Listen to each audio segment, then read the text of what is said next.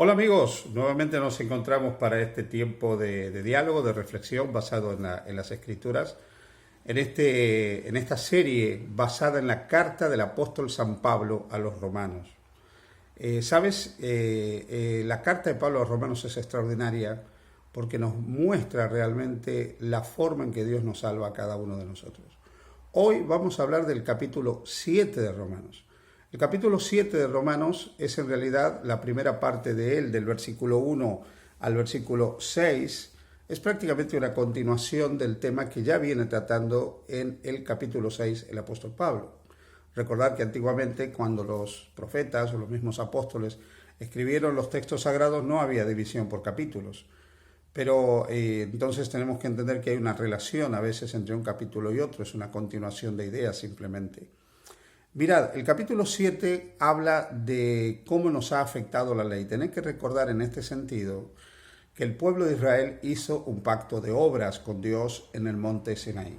Se comprometió a hacer todo como el camino a través del cual ellos iban a alcanzar el perdón, la gracia y la voluntad de Dios.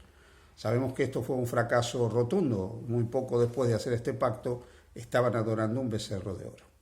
La ley, por lo tanto, trajo la condenación sobre el pueblo de Israel, pero es que desde la caída de Adán, cuando Adán cayó, la ley trajo también la condenación sobre nosotros. Y no podemos instrumentalizar la ley como un medio de salvación. La ley nunca nos podrá salvar. Entonces tenemos que, por un lado, librarnos de la culpa y de la condenación que es el resultado de transgredir la ley, y también librarnos de la ley como una herramienta de salvación. De eso es lo que va a hablar Pablo en el capítulo 7, del versículo 1 al versículo 6. Dice así: ¿acaso ignoráis, hermanos, pues hablo como los que conocen la ley, que la ley se enseñorea del hombre entre tanto que éste vive? Mientras hay vida, hay leyes que a nosotros nos gobiernan, por así decirlo. Porque la mujer casada está sujeta por ley al marido mientras éste vive, pero si el marido muere, ella queda libre de la ley del marido. Así que si en vida del marido se uniera a otro varón, será llamada adúltera, pero si su marido muriere, es libre de esa ley, de tal manera que si se uniere a otro marido, no será adúltera. Aquí Pablo está tomando la analogía del matrimonio para mostrar que la ley del matrimonio obliga al cónyuge mientras el otro vive. Si en vida el otro cónyuge se une a otro, es un adulterio.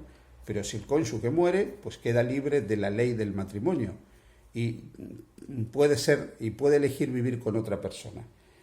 Y a partir del versículo 4, Pablo dice: así también vosotros, hermanos, habéis muerto a la ley, mediante el cuerpo de Cristo, para que seáis de otro, del que resucitó de los muertos, a fin de que llevemos frutos para Dios.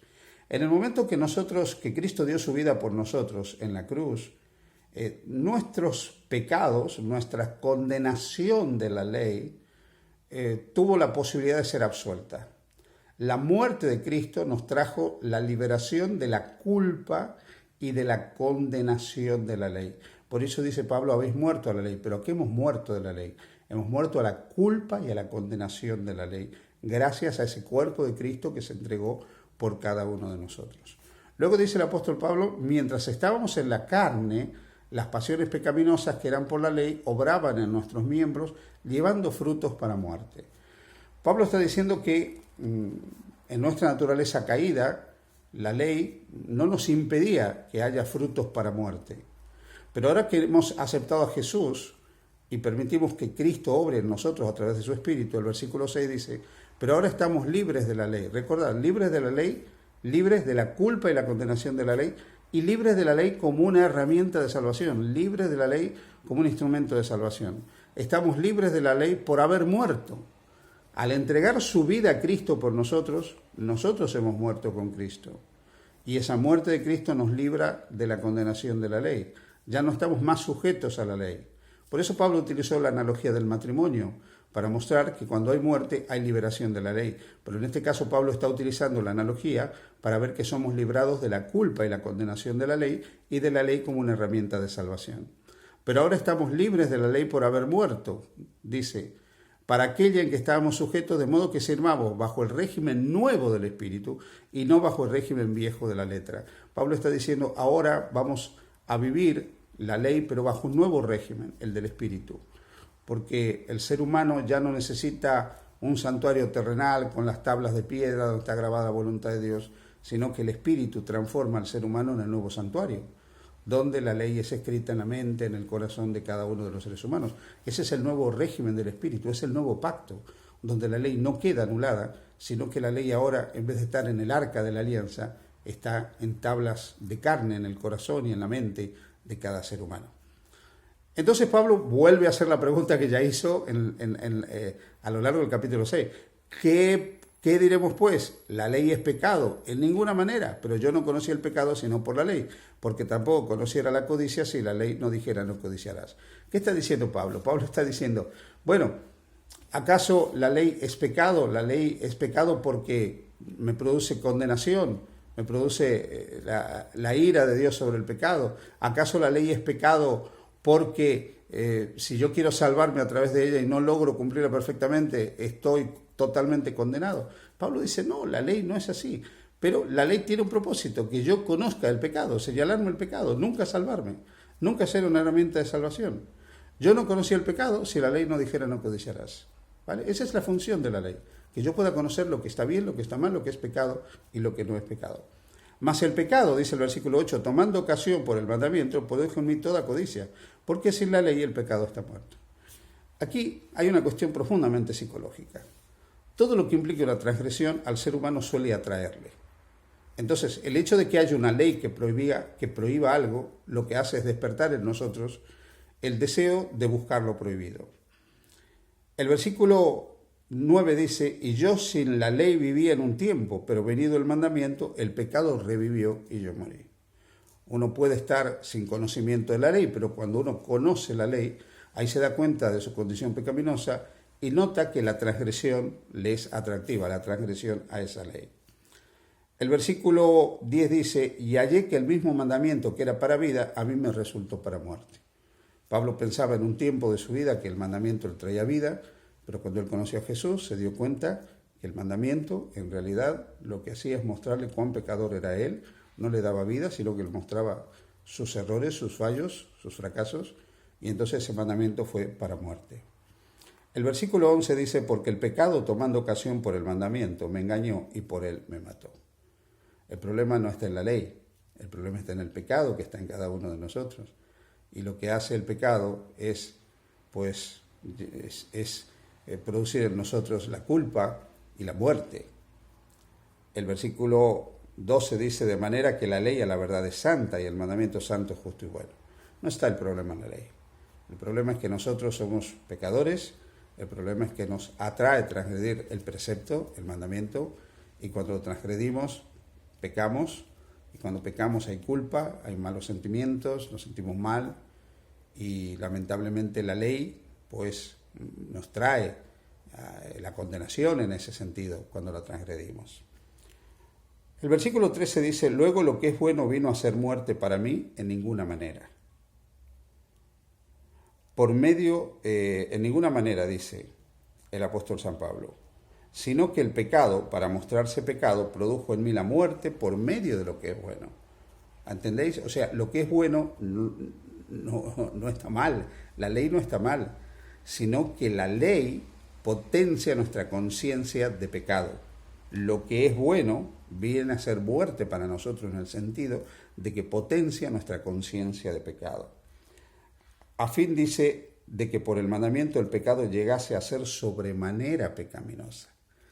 Por el mandamiento el pecado se potencia, llega a ser sobremanera pecaminoso. Porque sabemos que la ley es espiritual, y aquí está el problema, mas yo soy carnal, vendido al pecado. Este es el problema que tenemos nosotros. Y ahora Pablo muestra que esa es la triste realidad del ser humano, la naturaleza caída que tiene, la naturaleza pecaminosa que nosotros tenemos. Eso es lo que nos impide a nosotros vivir en armonía con la voluntad de Dios. Eso es lo que nos impide a nosotros vivir en obediencia a la ley de Dios de manera perfecta, de manera impecable. Lamentablemente hemos heredado ya una naturaleza corrupta. Y esa naturaleza corrupta nos acompañará hasta el momento que seamos glorificados. Nadie se engañe. La naturaleza pecaminosa está en nosotros y estará hasta el momento de la glorificación. La única escapatoria para nosotros es poner esa naturaleza, como vimos en el capítulo 6, bajo el control del Espíritu, sujeta al Espíritu.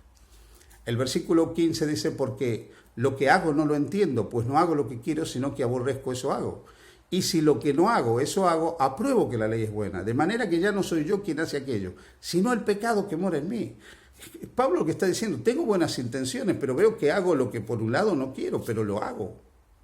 Y el versículo 17 es categórico, el pecado mora en mí. Debemos ser conscientes que el pecado mora en nosotros, tenemos tendencias pecaminosas, inclinaciones pecaminosas. Versículo 18, y yo sé que en mí, esto es en mi carne, no mora el bien.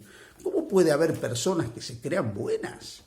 ¿Cómo puede haber personas en las iglesias que creen que el bien está en ellos, que ellos son buenos? Por eso Jesús dijo, ¿por qué me llama bueno? Nadie es bueno sino solo Dios.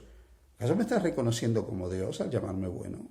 Eso es lo que estaba preguntando Jesús al joven rico. Nadie es bueno, no hay justo ni aun uno. Somos todos pecadores, cada uno con tendencias e inclinaciones diferentes. Pero mirad, y yo sé que en mí, esto es en mi carne, no mora el bien. Tenemos una naturaleza caída. Porque no hago el bien que quiero, versículo 19, sino el mal que no quiero, eso hago. ¿Os dais cuenta? ¿Por qué fracasamos? ¿Por qué cometemos errores? Por esa naturaleza caída que tenemos. Y si hago lo que no quiero, dice el versículo 20, ya no lo hago yo, sino el pecado que mora en mí. Así que queriendo yo hacer el bien, hallo esta ley, que el mal está en mí. Porque según el hombre interior, me deleito en la ley de Dios. Hay buenas intenciones, hay buenos deseos, queremos ser buenos. Ese hombre interior, nacido de nuevo, tiene buenos proyectos, tiene buenos anhelos, pero sigue compartiendo la vida con la vieja naturaleza. La vieja naturaleza está en nosotros. La naturaleza caída. Hay personas que se entregan al Señor, se bautizan, se unen a la iglesia y creen que la naturaleza pecaminosa se ha muerto. No, está ahí. Y yo, en el hombre interior, ese nuevo hombre se deleita en la ley de Dios. Pero lamentablemente veo, versículo 23, otra ley en mis miembros que se revela contra la ley de mi mente y que me lleva cautivo a la ley del pecado, que está en mis miembros. Y Pablo dice, miserable de mí, ¿quién me librará de este cuerpo de muerte? O sea, las luchas pecaminosas que tenemos, nuestros deseos, nuestras inclinaciones equivocadas, son el resultado de esa naturaleza pecaminosa. Miserable de mí, dice Pablo, ¿quién me librará de este cuerpo de muerte? Y el versículo 25 dice, gracias doy a Dios por Jesucristo nuestro Señor. Él nos ha librado de la culpa y la condenación que acarrea la transgresión de la ley. Esa transgresión a la que nos impulsa esta naturaleza pecaminosa que nosotros tenemos. Así que yo mismo con la mente sirvo a la ley de Dios, mas con la carne a la ley del pecado. ¿Qué está diciendo aquí Pablo?